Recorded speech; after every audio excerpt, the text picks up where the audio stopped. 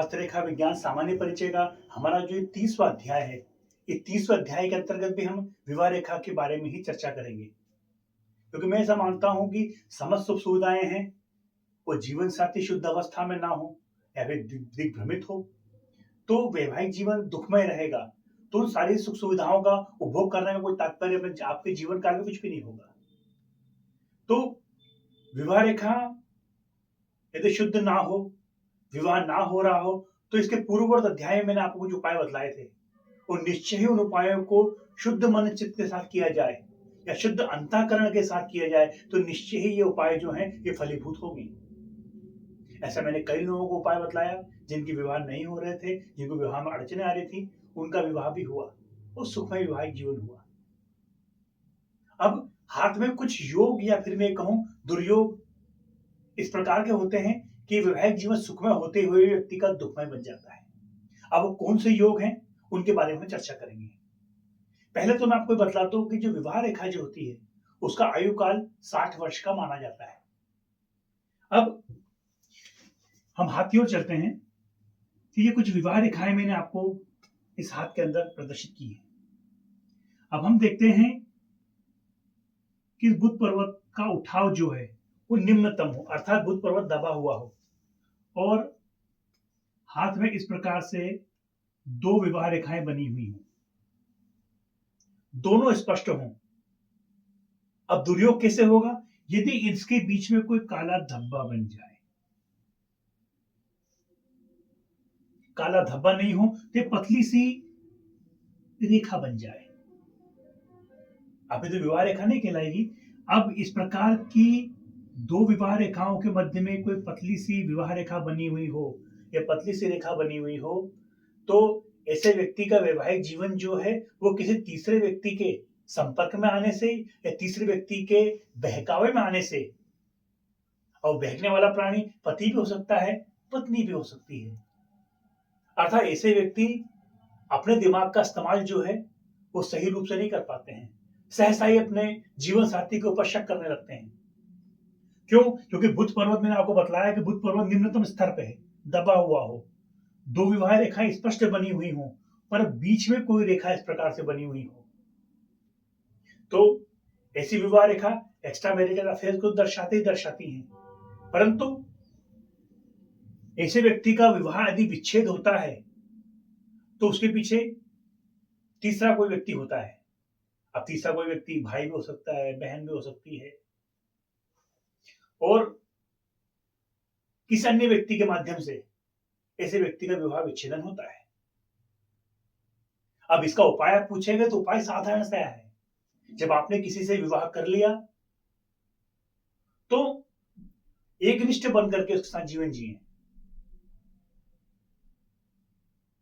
उसकी अच्छाइयों को स्वीकार करें, बुराइयों को नजरअंदाज करें और छोटी छोटी चीजों को हम इग्नोर करें, तो वैवाहिक जीवन सुखमय हो जाता है। ये मैं कोई उपदेश नहीं दे रहा हूं, लेकिन मैंने वास्तविक जीवन में देखा है कि व्यक्ति अपने व्यवहार में परिवर्तन कर ले।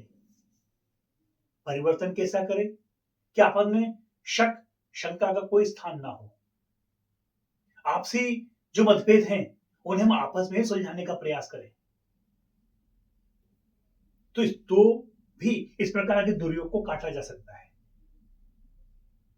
अब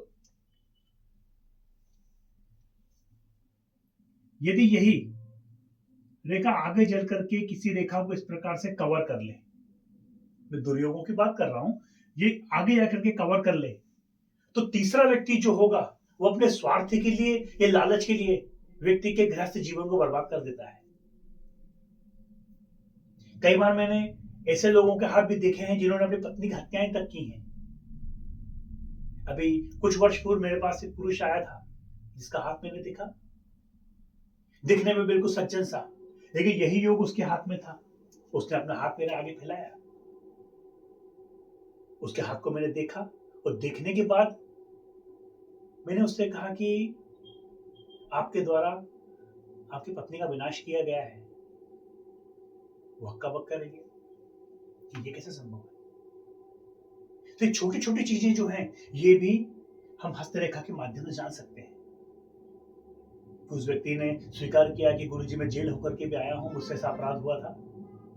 वो कई वर्ष पूर्व की बात थी। लगभग मेरे पास वो सज्जन 2022 के समथिंग आए थे और ये घटना जो है ये 2013 और 14 के मध्य में घटित हुई थी। तो उन्होंने कहा कि ऐसा अपराध मुझसे अनजाने में हुआ।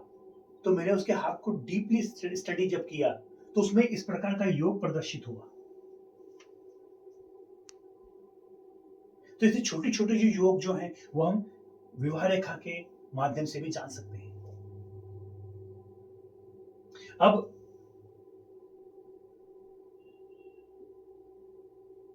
एक ही विवाह रेखा हो, विवाह रेखा बिल्कुल स्पष्ट हो तो अच्छे कुल में से व्यक्ति का विवाह होगा। जीवन साथी जो होगा वो धैर्यवान होगा और अपने धैर्य के प्रभाव से, अपने बल बुद्धि चातुर्य के प्रभाव से अपने जीवन साथी के जीवन को एकात्मक भाव की ओर लेकर के, या जिसे हम मोक्ष जिसे कहते हैं, उस भाव की ओर ले आने का प्रयास करता है। चाहे व्यक्ति के जीवन में धन हो या ना हो, यदि व्यक्ति का विवाह हुआ है, वो जीवन साथी उसे समझदार मिल जाए या साथ देने वाला मिल जाए, तो व्यक्ति धन ऐश्वर्य उसके भाग्य के माध्यम से भी प्राप्त कर सकता है। इसीलिए तो पुरुष स्त्री को अर्धांग बोला जाता है, क्योंकि जो आप में है वो मुझ में नहीं, जो मुझ में नहीं वो आप में नहीं, एक दूसरे के पूरक होते हैं। इसलिए पुरुष को कभी भी संपूर्ण नहीं माना गया है, नारी को कभी संपूर्ण नहीं माना गया है।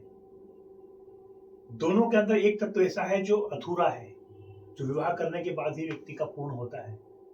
यदि वो अधूरा भाग या फिर मैं कहूँ या जीवन साथी जो है वो अच्छा आपको प्राप्त हो जाए, तो मैंने कई लोग ऐसे देखे हैं कि जिनके हाथ में भाग्य रेखा तक नहीं थी, मस्तिष्क रेखा भी सामान्यतम थी, विवाह रेखा और हृदय रेखा बहुत उत्तम अवस्था में थी, बुध पर्वत भी उत्तम अवस्था में था। तो वो जो जातक था उसने अपने पत्नी की बात को मान करके या पत्नी ने पति की बात को मान करके उनका भाग्योदय हुआ और वे सफल जीवन अपने जीवन काल में जी रहे हैं। कई बार मुझसे भेंट करने के लिए भी आते हैं। तो ऐसे चमत्कारिक योग भी मैंने व्यक्ति के हाथ में देखे हैं। इसलिए इसी रेखा पे ज्यादा कंसंट्रेट करके मैंने इन अध्यायों को इतना लंबा किया है, क्योंकि कई लोगों ने मुझसे पूछा कि विवाह रेखा के दोष के बारे में या शुभ विवाह कैसे हो। तो इसको सोच करके हमने ये 30वां अध्याय भी इसी के अंतर्गत बनाया है। अब जो विवाह रेखा है, तो कई बार लोगों ने मुझसे पूछा कि विवाह आयु के किस काल में होगा।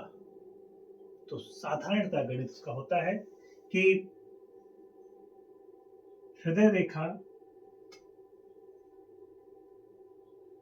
जो आपकी हृदय रेखा है, हृदय रेखा से विवाह रेखा की दूरी कितनी है।